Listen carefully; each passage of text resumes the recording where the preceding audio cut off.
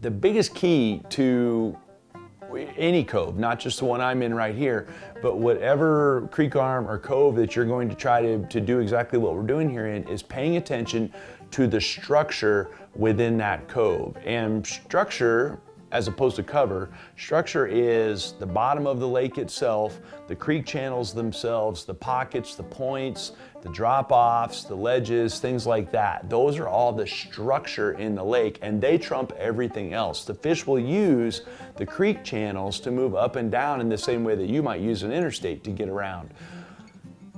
The cover, on the other hand, is what gives texture to the structure. So the weeds, the trees, the rocks, the bushes, the laydowns, anything that gives, I call it, texture to the structure itself. All right, there we go.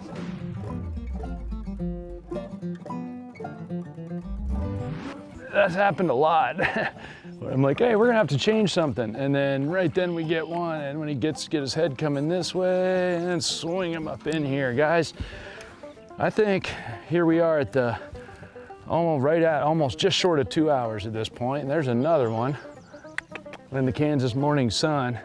Now, it's important to point out that the structure is far more important than the cover. And you'll notice in a bunch of these clips, the boat is literally sitting in the same spot, whether it be the middle of May or the middle of September. The boat is literally in the same spot, fishing the exact same spot on the bank, and that's because that's where the creek channel swings up against the bank. That's where the structure pushes up against the bank right there. Now, you'll also notice that in the spring, I'm fishing more up in the trees themselves, looking at bushes and laydowns, whereas in the fall, I'm fishing a lot of the grass on the edge of the bank. And that has to do with the fact that the water went down 6 or 7 feet in the 6-month period between the two shows being filmed. Got him. There you go. Almost lost the reel on the hook set right there.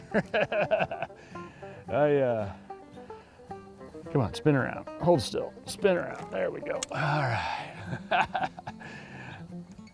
Pop that hook out, and there's another extremely perfect Kansas bass. These guys are in here by the good numbers, and if you look over where I'm gonna kiss him for good luck.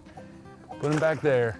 Camera looks at this grass. I just keep working that grass edge, guys, and I've been working that grass edge on and off, or not necessarily just this one, but grass edges for a day and a half at this point, on and off. And again, we're moving around, chasing different species at different times of the day to mix stuff up on our trip here to Kansas, but on this particular trip. But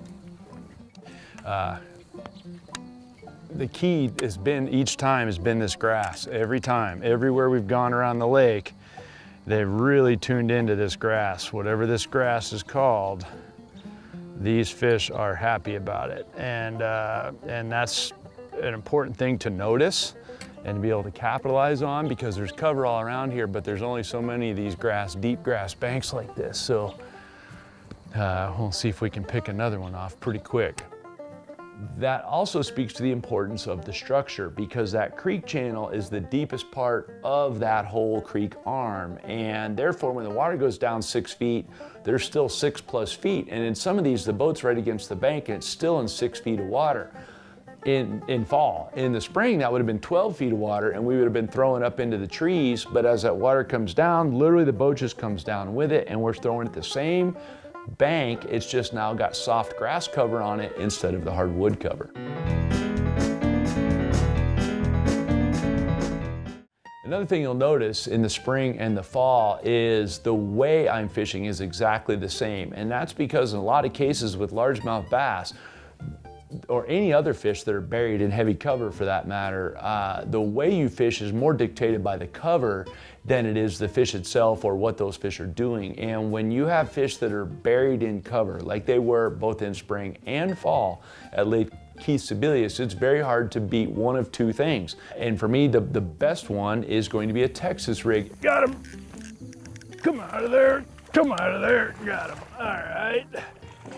Point blank range, people. Point blank range. Okay, let me go while I'm down here.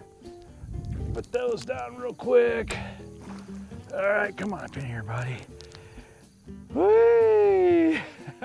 If camera looks down, it was in the back of that cane grass right there. There's several different stick ups in there. And he was all the way back in there, and between the wind blowing in there and all those stick ups, it's hard to feel. So it took me a second to feel him, but it's a good quality fish. I like that. For this pond, that's exactly what you're fishing for. Both of these shows, spring and fall, the same power bait pit boss right here is rigged in both shows. Same exact rig, the whole 9 yards. It may be on a slightly different rod, but it would be the same length, power, and action, and the same line, and the same bait and weight, and that's because those are dictated by the cover itself. If you look right here, there's a knot, and that knot will slide up and down the line. It's a uni knot that's made out of 17-pound Trilene XT that I tied around the line as a bobber stop. So when you go to rig the bait, you can see it's got some fins on the top and a hook bait in the other, or a hook slot. So I'm gonna go straight in the nose, right out the bottom, right at the slot of the hook. You can see right there, or the hook slot in the bait, swing it all the way around, push it up on the bait, so then you have this. You can see that 4-aught Fusion 19 fits perfect right there. Then I'll bend the bait up, poke it out the back, so now you can see it's nice and flat. And then I'll just push it forward and skin the hook. So now it's like this, and I can go slide right through these bushes without snagging.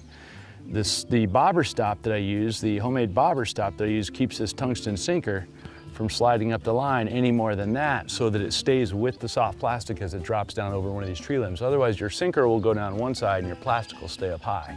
And you can throw a Texas rig in wood cover or grass cover or anywhere in between, which is why I chose it in May, knowing that when we came back in fall, I would be able to reuse the same bait again, and lo and behold, it worked out just fine. Got him, got him, got him, got him. All right, we'll see if he's gonna stay on there. I don't know if I got much of a hook set with that log. That fish was all wrapped in there when I first set the hook, guys. And that's why I use the big line and the big stick.